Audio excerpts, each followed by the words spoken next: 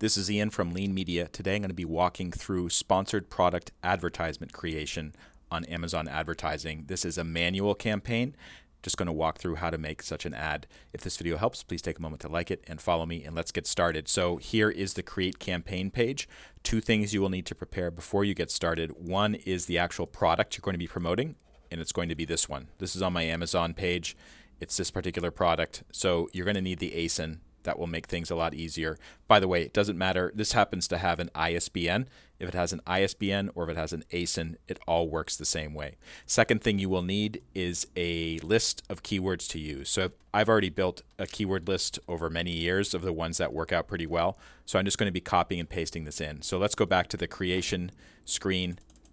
Give your campaign a name. And I usually give something that lets people know exactly what it is when I'm looking at it later on. It could be me or one of my employees looking at this list later on. So I call it Excel 365. That's the name of the product, SP, sponsored product.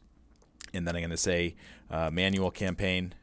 And maybe I'll do something like add the bid level. So I'm going to start with a 0.44 bid level, and then I'll put the date. So 06/16/22. All right. Start date today to end date.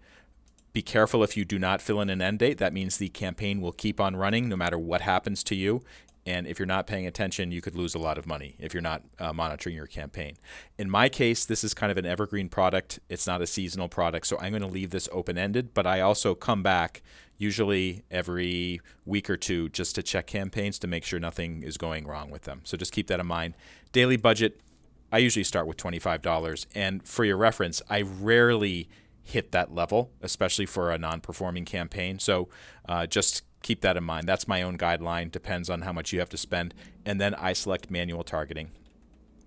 This is important. Dark pattern. Campaign bidding strategy.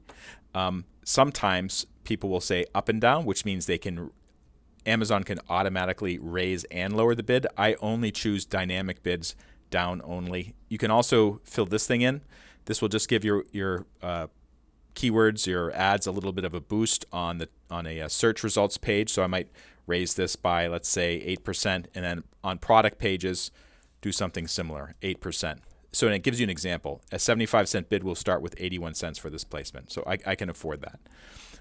And then custom text ad or standard ad. I've said this in the past. I'll say it again.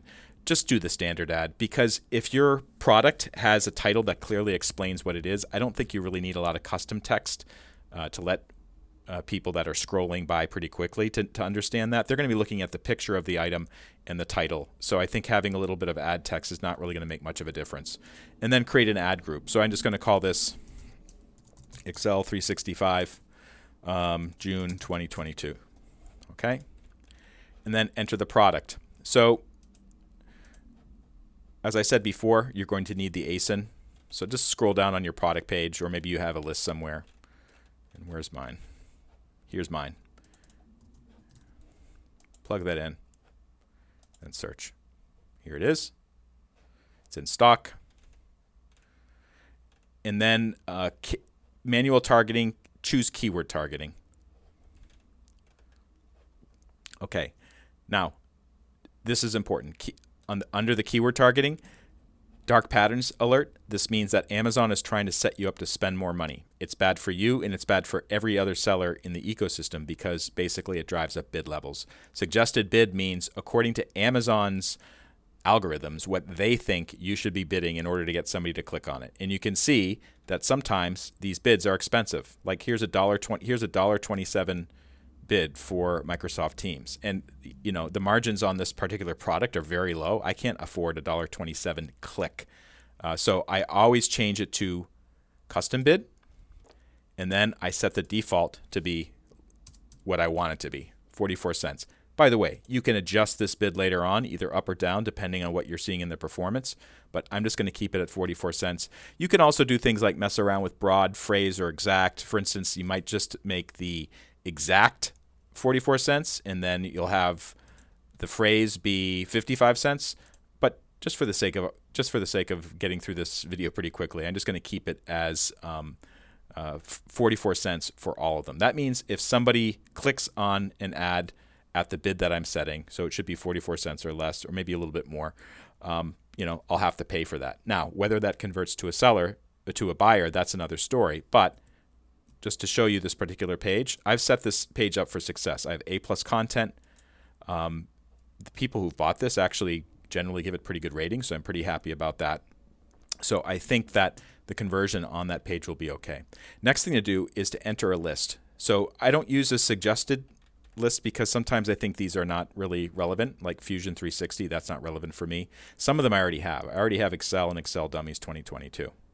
So I'm just going to enter a list, and I'm going to get that right from my spreadsheet. Plug it in, and then add keywords. Sometime also you can see that some of the suggested bid may be lower. So if you want to, you can click it and it will change it to 34 cents. Sometimes though you can see it's much higher, and in this case I do not want to do that. Okay, negative keyword targeting. This is also important. As I've explained in other videos, you want to insert negative keywords. Usually these are for the products themselves. So people that are searching for Excel for Microsoft 365 reference and cheat sheet, they won't see the ad. I don't want them to see the ad because if they're searching for that name of that product, that means they're already interested in it, and they should see the organic search result on Amazon, which is free. So I want that. So I'm just going to put that in, add keywords, and then I think we're all set to go. Just take a quick look, make sure everything's okay. Campaign name, budget, make sure the numbers are correct. So make sure this says $25 and not $2,500, for instance. Check your campaign bidding strategy. Make sure you have the right product there, and I do. This is my product. And then, as I said before, make sure your bids are set up properly and you've entered the keywords and negative keywords. Looks good to go. I'm going to launch that. I'm going to check it in a day or two just to make sure everything looks okay. And hopefully they'll start running the campaign, and then I can analyze it to see if it's actually something profitable for me. If this video helped you out, if you could take a moment to like it and follow me, I'd be grateful. Also, if you go to leanmedia.org, I have blogs and videos there all about Amazon, Amazon Seller, Amazon Advertising, other types of e-commerce platforms such as Shopify. It's all free to read or to view, and I encourage you to check it out. My name is Ian Lamont. Thank you so much for watching.